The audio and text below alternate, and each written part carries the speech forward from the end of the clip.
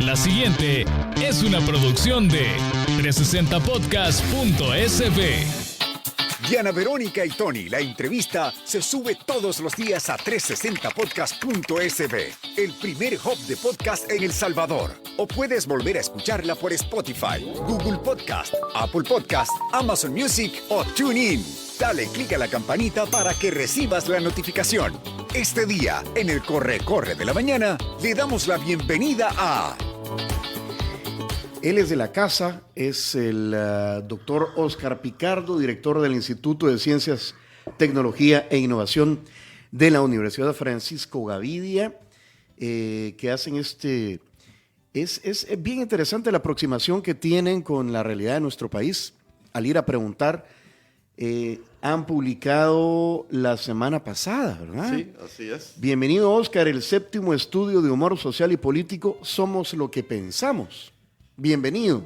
Gracias, Tony, un gusto de estar aquí. Lástima que no está Diana. Está disfrutando de la visita de su hija Diana Sofía. Y sí, efectivamente, es el 7º estudio que hacemos. Es una línea de investigación sobre el tema de comportamiento humano.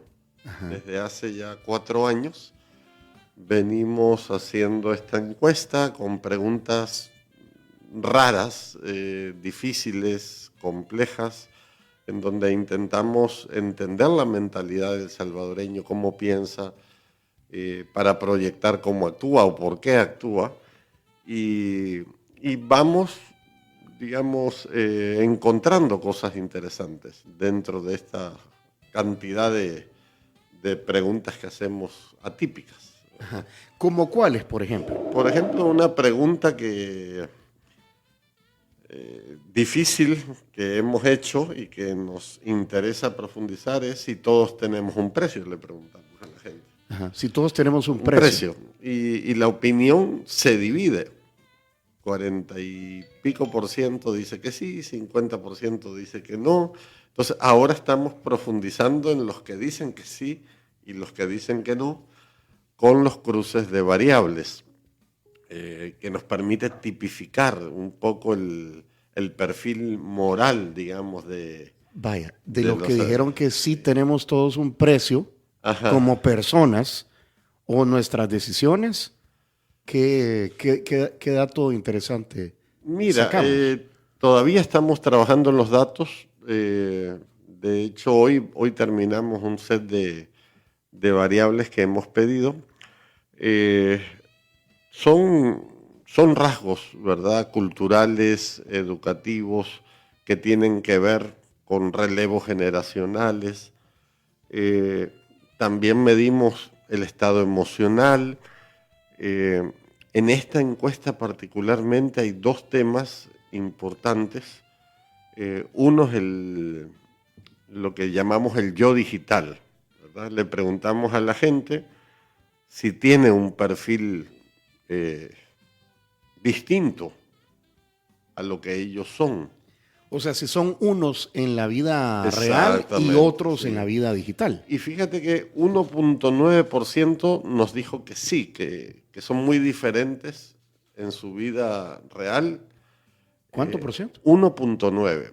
1.9%, estás hablando de cerca de 80.000 personas, no es poca cosa, ¿verdad? Uh-huh. En cifras se ve chiquito, ¿verdad? Pero el hecho de que 1.9 te diga que sí es muy diferente, eso nos llevó a... O sea, sacan yo creo que las nuevas generaciones no van a entender, pero tienen un doctor merengue. Sí. ¿Te acuerdas de la caricatura? Sí. Que a la persona le salía otro yo, un doctor merengue digital. Entonces. Claro. Entonces, otro tema que verificamos en esta encuesta es el famoso fenómeno de satisfacción vicariante, en donde le preguntamos a la gente con qué resolvería ciertos temas y fenómenos, desde los resultados de la selecta hasta, ahí son como 8 opciones que propusimos, y es sumamente curioso, si me permites comentarte alguno de ellos. Por ejemplo, los resultados de la selecta, con qué ¿con qué los resuelve anímicamente? 51% dice dejar de seguirla, ¿verdad? Y 23% la Liga Española de Fútbol, que era la teoría que habíamos explicado. Que como nuestro fútbol es tan malo, la gente se proyecta. nos refugiamos en el buen fútbol de la Liga Española, Sí. Real Madrid, Barcelona. Luego, la situación económica, la frustración económica, ¿cómo la resuelvo? Buscando un trabajo, Dios y Nayib Bukele. La corrupción, ¿con qué la resuelvo? Buscar un trabajo, Dios y Nayib Bukele. El tráfico, ¿con qué resuelvo esa frustración? Dice la gente, con un metro, con comprar un vehículo o con Nayib Bukele. Entonces, todos estos datos nos permitieron confirmar la base teórica de satisfacción vicariante, de cómo la gente sustituye y por qué el fenómeno del actual presidente tiene tanta... Pero digamos que la imagen del presidente de la República Ajá. es como bien transversal a la vida cotidiana de los salvadoreños. Sí, es un tema que O sea, sea está implícito, está siempre presente. Es un tema que se ha posesionado, que se ha trabajado mucho a través de estrategias de marketing, de comunicación y que se ha instalado ya en el imaginario de la gente, ¿verdad? Y va a ser algo de mediano plazo en su duración, en su impacto, ¿verdad? De las primeras cosas que llaman la atención es que la gente no tiene mucho interés en la política. Sí, el tema de política siempre ha sido, en muchas preguntas que hemos hecho, es visto con duda, con distanciamiento, con apatía. La gente no es una sociedad muy preocupada por las cosas públicas, digamos, ¿verdad? Obviamente la gente tiene una opinión, la gente vota, la gente reacciona, pero no hay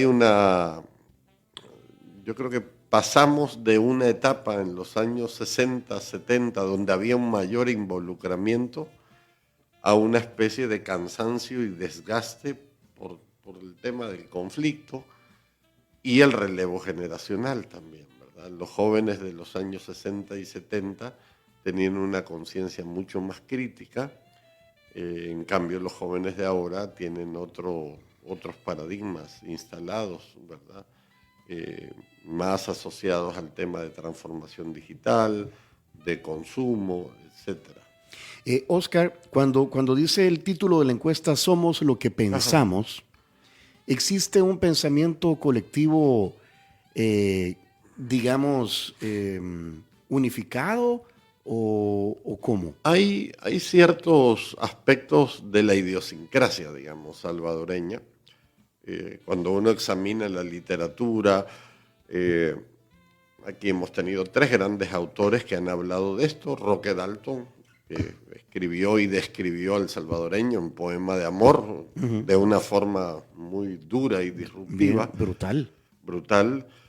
Humberto Velázquez escribió un libro que quizás ya pasó un poco de moda, pero es muy vigente, que se llama La cultura del diablo, en donde él como antropólogo se cuestiona por qué si hay una pasarela la gente pasa por debajo y cosas de ese tipo.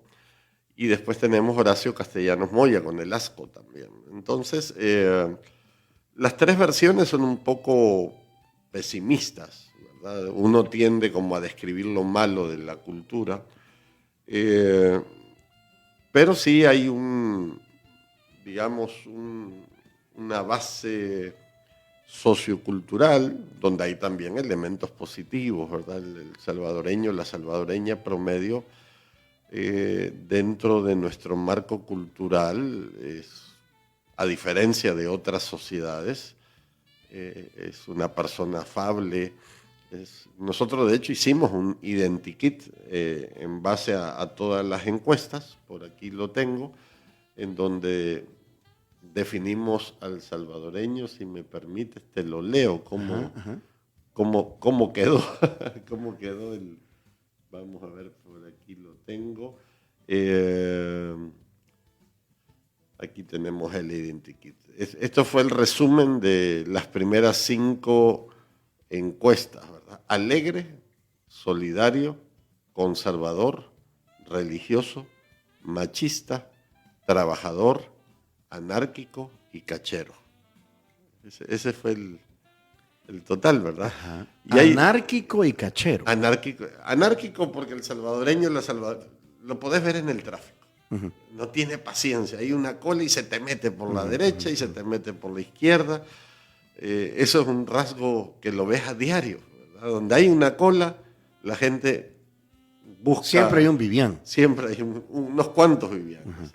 Cachero porque cuando hay también una cola, a los 5 minutos ya aparece alguien vendiendo, ¿verdad? O sea, se rebusca el salvadoreño, la salvadoreña promedio, es gente que se rebusca, que no está ahí de una forma estática. ¿Podrías repetir todas sí, estas características? Alegre, ajá, solidario, conservador, religioso, ajá, machista, trabajador, anárquico y cachero. Sí, esos son. Ese es como el resumen que sacamos nosotros de los 6 estudios, ¿verdad? Y bueno, obviamente es una especie de media aritmética, no todos somos alegres, claro, solidarios, pero en términos generales eso es lo que quizás yo le agregaría una categoría más desde esta encuesta, que es optimista. Hay un optimismo increíble actualmente. Uh-huh. Estoy viendo, estoy justo en la parte de la interacción del salvadoreño con las redes sociales. Ajá. La mayoría tiene Facebook, creo que es la red social. Sí, en mayores de 18 años, ¿verdad? Eso es importante, porque en generaciones más jóvenes... es TikTok. Aparece TikTok, Instagram con mucha fuerza, pero en mayores de 18 años, ahí vemos esas principales redes. El rey es el WhatsApp también. También, exactamente. Y la gente le dedica al menos entre 1 y 3 horas de su vida diaria a interactuar en redes sociales. Sí, 67%, pero hay un 10% que dedica entre 3 y 6 horas, inclusive gente que dice entre 6 y 12 horas, un 2.4%. O sea, esa gente vive en el mundo digital, o sea, sí, ¿verdad? ¿Qué otras cosas llaman la atención de somos lo que pensamos? Otra cosa que me llama la atención, que ya lo veníamos estudiando de hace tiempo, es la configuración religiosa. Eso creo que está, ya te digo, en la lámina. Hay 2 o 3 temas importantes. En la lámina 6 se preguntó qué religión profesa. 40.8 católico, 40.6 evangélico. O sea, las dos ya están a la par. Están a la par, ¿verdad? Eso ya es un hecho. Por muchos años la Iglesia Católica fue más fuerte que la evangélica, pero hoy ya se equilibraron. Lo que diría sería entonces, a partir de ese dato, correcto decir que el 80% somos cristianos. Cristianos, correcto. Un poco más de casi. Y religiosos también. Ajá, religiosos. Una religiosidad muy particular, ¿verdad? Porque dentro de los 10 principales sitios consultados por los salvadoreños, 4 son pornográficos. En las estadísticas. Eso es curioso. Ajá. ¿Cómo así? O sea, hay una estadística de cuáles son los sitios más visitados por los salvadoreños. Y en el top 10, 4 de esos sitios, que no me acuerdo cuáles son, pero está por ahí la nota si la buscas. Ajá. ¿En qué sacaron hace poco un informe. Estoy en la lámina 40, no sé por dónde vería. No, eso en Google, te comentaba. Sí. Okay. El estudio es el estudio de consumo de Internet. Y dentro de los 10 sitios más consultados por los salvadoreños, 4 son portales de pornografía. Vaya, pero si nos consideramos religiosos y conservadores, ahí hay un cortocircuito. Correcto. Que no está diciendo la gente. Sí, es un tipo, nosotros lo hemos caracterizado como una religión infantilizada. Es decir, hasta la gente más perversa, Pablo Escobar era un tipo muy religioso y la mamá le daba bendición cuando iba a matar a alguien o a Que le vaya bien, mijito. que le vaya, Aquí está su cruz cruz en la frente. Cuando iba a llevar 100 kilos de cocaína para Estados Unidos, la bendición. Pero entonces eso se llama hipocresía. Es un poco de hipocresía, doble moral, digamos, son rasgos, digamos, que la gente tiene, ¿verdad? Que se dice religiosa.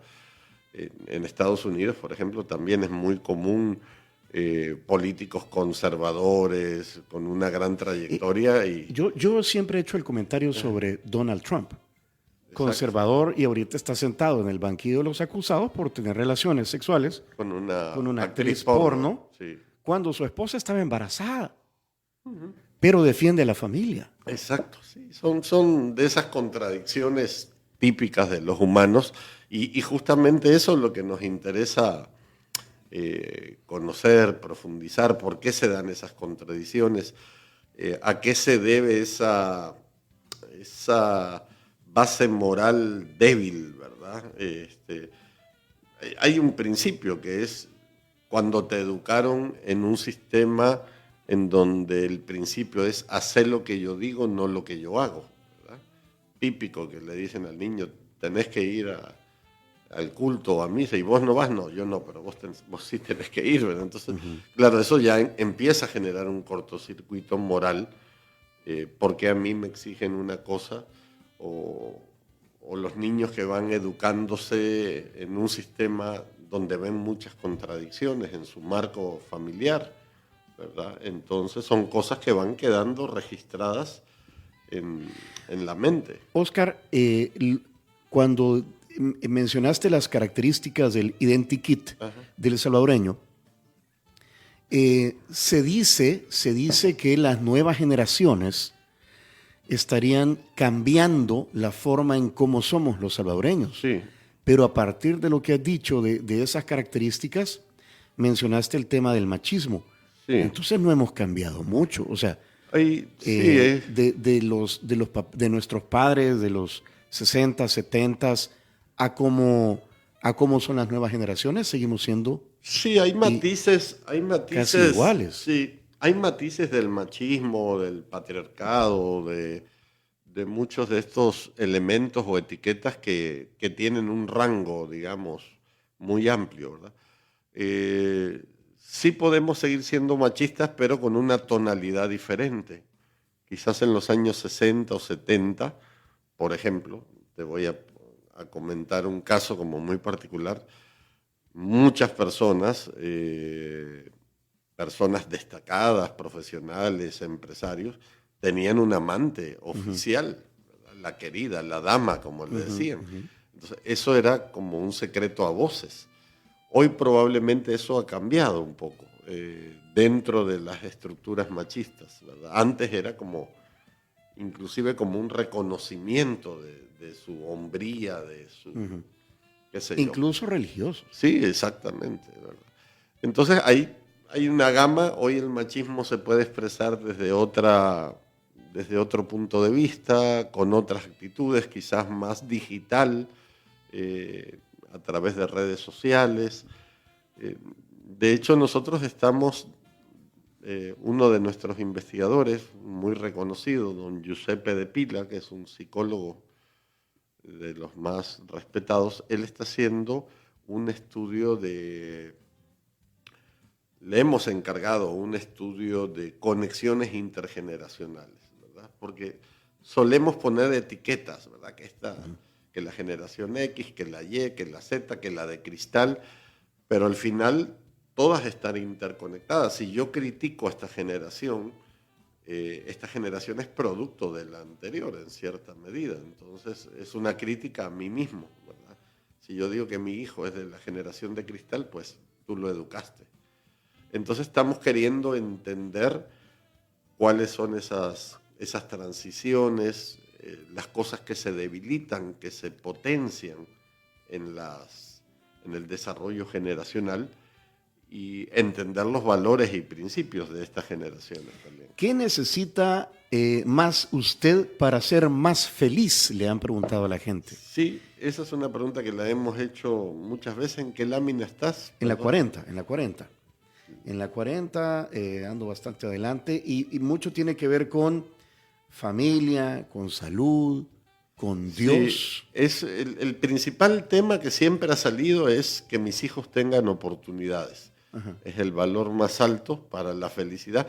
El tema de la felicidad es, hoy por hoy, en muchas universidades del primer mundo, es una de las principales preocupaciones académicas y científicas. En la Universidad de Harvard hasta una cátedra han creado de la felicidad.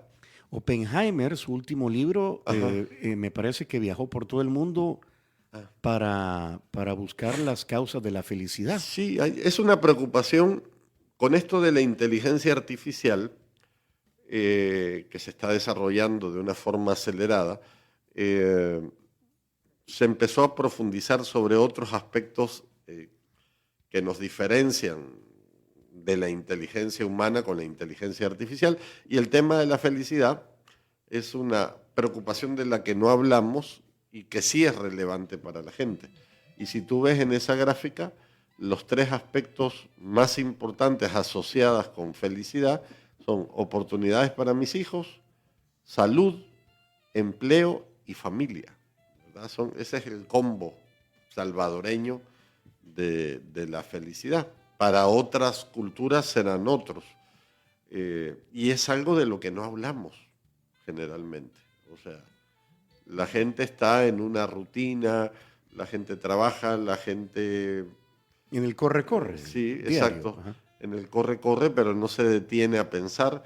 Pero cuando tú hablas con alguien y lo paras en seco y le decís, ¿qué es lo que te gustaría a ti hacer para ser más feliz? Y te van a decir viajar, estudiar, tener mejores condiciones, etc.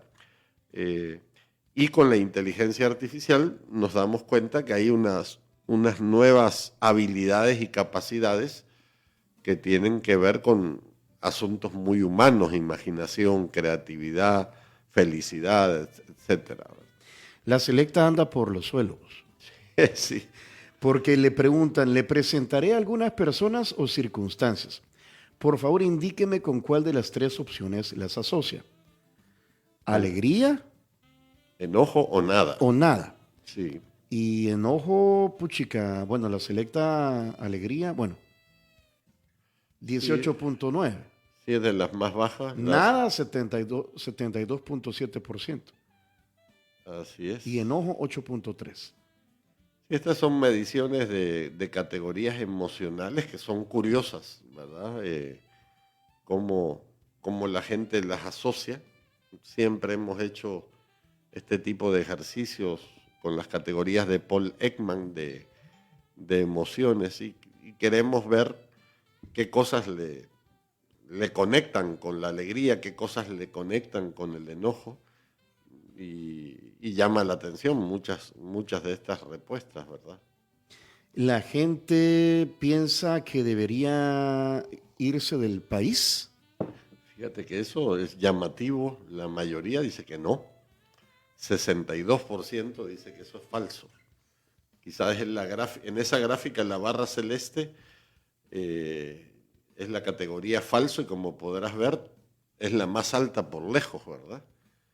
En todas las demás aparece bajito. Ajá. Pero obviamente cuando nosotros leímos este dato, yo decía, bueno, es que ya se fue mucha gente, la que tenía que ir se fue y la que se quedó es la que se quiere quedar. Y a veces creemos que mucha gente se quiere ir y no siempre es así, ¿verdad? Hay gente que le gusta su país, le gusta su clima, pese a la negatividad, pese a las cosas feas que pasan, hay gente que está aquí y va a estar aquí por mucho tiempo. Y hoy por hoy, yo creo que 6 de cada 10 están contentos en su país. ¿No? Hay una frase que dice que la esperanza ofusca la observación. Ajá. Y tú dijiste que somos optimistas también. Ajá, sí. ¿Tú crees que hay mucho, o sea, hay... Sí, por ahí eso lo medimos, quiero ver si logro identificar dónde lo medimos, pero hay una de las preguntas justamente tiene que ver con eso. Vamos a ver si la encontramos, creo que está al final, donde preguntamos específicamente ese sentimiento. Bueno, por ejemplo, en esa pregunta 43 le preguntamos a la gente, ¿y usted se siente frustrado? 64% dice que no, que es falso, ¿verdad? Uh-huh. Me siento optimista, 27% muy cierto y 51% cierto. O sea, estamos hablando 78% se siente muy optimista, ¿verdad? Y también le preguntaron a la gente si puede comprar casa propia, si consideran que... Sí. Bajo sus condiciones, su realidad, puede comprar una casa propia. Sí, ahí se diluye, ¿verdad? Sin embargo, creo que está bastante optimista pese al precio de los bienes raíces. 30% dice que es falso, ¿verdad? Si unimos muy falso y falso, 39%, casi 4 de cada 10, cree que no va a poder comprar su casa propia. 27% dice que no está seguro y al final 3 de cada 10 son los que creen que se van a poder comprar casa propia, lo cual coincide con quizás también con la pirámide socioeconómica de El Salvador, que quizás solo 3 de cada 10 están bien económicamente. El tener una casa, sería correcto decir, el tener una casa propia va implícito en las otras preguntas que han hecho y que han respondido la gente de qué le interesa a su familia, sí, que sus hijos estén bien. No sé si está implícito o creo no. Que sí. O sea, la posesión de una casa más allá de lo material es sinónimo de tener arraigo, de tener un hogar, de un patrimonio. Entonces creo que sí tiene que ver. Muy bien, ya vino el desayuno de San Martín. Nos acompaña hoy Óscar Picardo. Amigos, lo vamos a aprovechar a él como encuestador para preguntarle qué cuestionario o qué preguntas deberían ir en el censo, cuáles son las básicas, ¿verdad? Claro. Porque el censo ha iniciado el día de hoy, Censo Nacional de Población y Vivienda. Ya de ahí creo que circunscribe bastante dos grandes temas. Lo que nos deberían preguntar. Y que no deberían preguntar también. Claro. O sea, que no sería. Bueno, está el doctor Picardo degustando Cherito Café, Emerson, el Cherito Café que pueden encontrar en Bolengo Plaza. Ahí está el vehículo, que es una coffee shop. Y también, pues, es el café oficial de Diana Verónica y Tony, que tú también ayudas a preparar en la mañana. Así es, que degustamos acá en el Corre-Corre en su variedad de grano Zampacho Black Honey de la finca Las Veraneras o paca semilavado desde la finca La Palma. Puede contactar a Cherito Café en sus redes sociales, en Instagram y en X, como @cheritocafé.sv. Estamos ya en el mes de la madre, celebremos a mamá, la flor más linda. Disfruta esta temporada en San Martín los nuevos desayunos como las enchiladas de desayuno al chipotle, 3 tortillas de maíz rellenas de huevos revueltos con tomate y cebolla, bañadas en una exquisita salsa de chile chipotle y gratinadas con queso mozzarella, servidas con un toque de crema, chorizo, aguacate, frijoles y plátanos. Disfrútelas desde las 6:30 de la mañana o pídelas al 2215-1515 de San Martín. Y todo esto vino a la cabina de El Corre-Corre de la mañana acá en Galerías gracias a Línea Rosa, que es la forma más segura de viajar. En Línea Rosa tiene comodidad, seguridad 24/7. Para cualquier información, escríbales o llámeles al WhatsApp 6200-4491 y en la aplicación también de Línea Rosa. Muy bien, buen provecho. Vamos a la pausa y volvemos con un poquito de qué debería preguntar y para qué sirve también el censo de población y vivienda. Ya volvemos.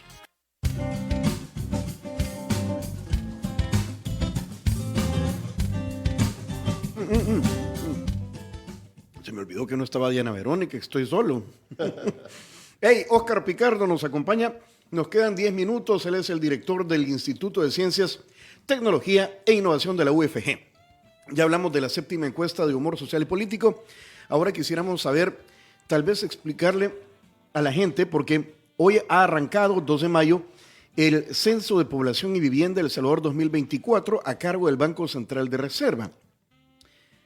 ¿Cuál es la finalidad de un censo, Oscar? Bueno, un censo es, el levantamiento censal implica tener datos de todos los ciudadanos salvadoreños sirve para muchas cosas, pero sobre todo para definir políticas públicas, saber cuántos somos en realidad. El último censo es de 2007, ya han pasado muchos años, y hay muchos cambios demográficos, económicos, de mercado laboral. Y el censo básicamente tiene 2 grandes componentes, los censos tradicionales. Uno, el demográfico, el conocer a la gente, cuántos somos, de qué sexo, qué nivel de estudios tenemos, todas las características típicas de la demografía. El otro componente tiene que ver con la dimensión habitacional, qué tipo de casa, de qué material, qué condiciones, qué servicios tiene. Y de forma intermedio entre la dimensión humana y la dimensión habitacional aparecen otros aspectos que se necesitan saber. Por ejemplo, si tiene trabajo, en qué se va el trabajo, si tiene vehículo. Es decir, todos esos datos nos van a permitir tener un buen mapa actualizado de cómo está la situación del salvadoreño y de la salvadoreña, cuáles son sus necesidades, cuáles son sus carencias. Entonces, eso es fundamental para el diseño de políticas públicas. Del 2007 para acá, a nivel tecnológico, hemos avanzado muchísimo. El mundo, sí. ¿Verdad? Me imagino que ahora van a preguntar cosas como si tienen acceso al Internet. Sí, tienen Internet, teléfonos. Telefonía celular. Correcto. Fibra óptica. ¿Qué tipo de conexión tiene? ¿Qué tipo de teléfono? Si es residencial, si es móvil, cuántos aparatos tiene. Todos esos datos que de hecho se recogen en la encuesta de hogares de propósitos múltiples, pero a nivel muestral. Hoy se va a recoger esos datos a nivel nacional. Censal, a nivel nacional. O sea, tienen que tocar la puerta de todas las casas. Sí. Y ponen un sticker, ¿verdad? Generalmente se pone un sticker para ir como marcando y para ir controlando. Se hace un barrido geográfico porque no tiene que quedar nadie fuera del censo. ¿Qué pasa con los aspectos de las empresas? Bueno, no sé si van a tocar la puerta de no estoy seguro, comercio. Sí, no estoy seguro si este censo que se va a levantar va a tocar. Creería que no, que va a ser más domiciliar que empresarial, ¿verdad?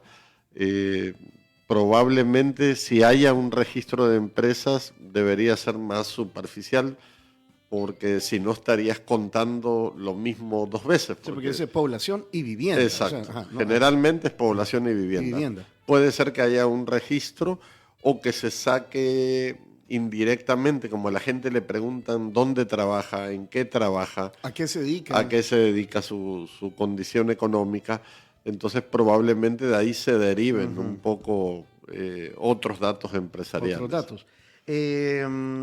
¿Qué no deberían preguntar? Temas de preferencias sexuales. A veces hay algunos censos que lo incluyen para tener también un mapa. No creo que aquí sea el caso. En la definición de sexo o de género, en algunos países optan por incluir todas las categorías, que creo que son como 37 de condición de género, pero aquí creo que no, digamos, por las propias políticas del gobierno, creo que registrarán solamente sexo masculino, femenino. ¿Temas de religión? Preguntan. Deberían, sí, es un tema importante conocer la religión y las iglesias que a las que pertenecen, nivel educativo también, de rigor, nivel de ingresos, fuentes de ingresos también. O sea, la gente no debería preocuparse en decir una cifra del nivel de ingresos personal o familiar. O sea, no es como Sí, que el Estado se está metiendo en cosas. Sí, eso que hay que aclararle a la gente, hay que abrirle la puerta al censo, es valioso para todos. No tienen por qué preocuparse de que esto sea una intromisión. O sea, sí son datos personales y privados, ¿verdad? Uh-huh. Ser honestos también con la información, porque el censador no verifica, digamos. Claro, o sea, te pregunta si tenés celular. Te cree lo que le estás diciendo. Exacto, te pregunta, ¿tienes celular? Y te dice cuántos, y vos le podés decir 3 o 5. Si le mentís, eso altera las cifras, entonces hay que ser honestos, y eso sirve es muy valioso para el desarrollo del país, para el desarrollo productivo, para tener datos de las necesidades reales de la gente, ¿verdad? Tú eres encuestador. Ajá. Si tuvieras la oportunidad de meter un par de preguntas por ahí, ¿qué te gustaría? Bueno, las preguntas que hacemos en humor social siempre son muchas. Yo me centraría por interés particular más en la parte educativa, ¿verdad? Profundizar un poquito más, ¿verdad? Uh-huh. Porque solo preguntar el nivel de estudios te da un parámetro, ¿verdad? Preguntar a dónde estudió, además del nivel de estudio. Lo que pasa que tampoco podés recargar. Un censo normalmente son 50 preguntas. 50 preguntas es bastante. Es un buen tiempo. O sea, estás hablando de casi media hora, 20, 25 minutos. Tomando en cuenta también que si respondes sí, ajá, te lleva a otra. Si respondes no, te llevan a otras. Entonces, la gente, tiene que tener claro que va a invertir un poco de tiempo, que es valioso, pero hay mucha gente a veces que por salir del paso te contesta rápido y lo que no es, ¿verdad? Pero, digamos, entendiendo que la gente va a contestar honestamente, a mí me gustaría profundizar un poquito en algún tema educativo. Eso es por tu vocación. Sí, por ejemplo, lo que pasa que no es un dato como tal de facto, pero si el censo de población y vivienda se hace, ajá, para que luego se puedan emitir políticas públicas, ajá, ¿qué dato tú crees que es interesante para el tema de decisiones en la educación del país? Sí, y que no cuentas con ese dato ahorita. Sí, por ejemplo, en nuestro medio estadísticamente hay mucha gente que abandona educación. Entonces, conocer las razones reales del abandono sería valioso, uh-huh, ¿verdad? Desertó por condición económica, desertó por problemas internos, por calidad de docencia, por inseguridad, o por qué desertó. Eso me parece.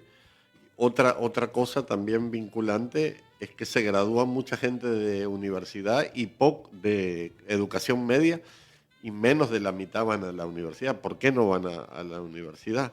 ¿Qué visión tienen del sector universitario? Creo que eso también sería valioso. Uh-huh. Si cruzáramos los resultados o como producto de los resultados de estos estudios de humor y política, humor social y política, ahí dice que el principal problema hoy por hoy es la economía. Es lo económico. Lo económico. Correcto. Y entonces, para la elaboración de políticas públicas en lo económico, ¿qué preguntas incluirías tú?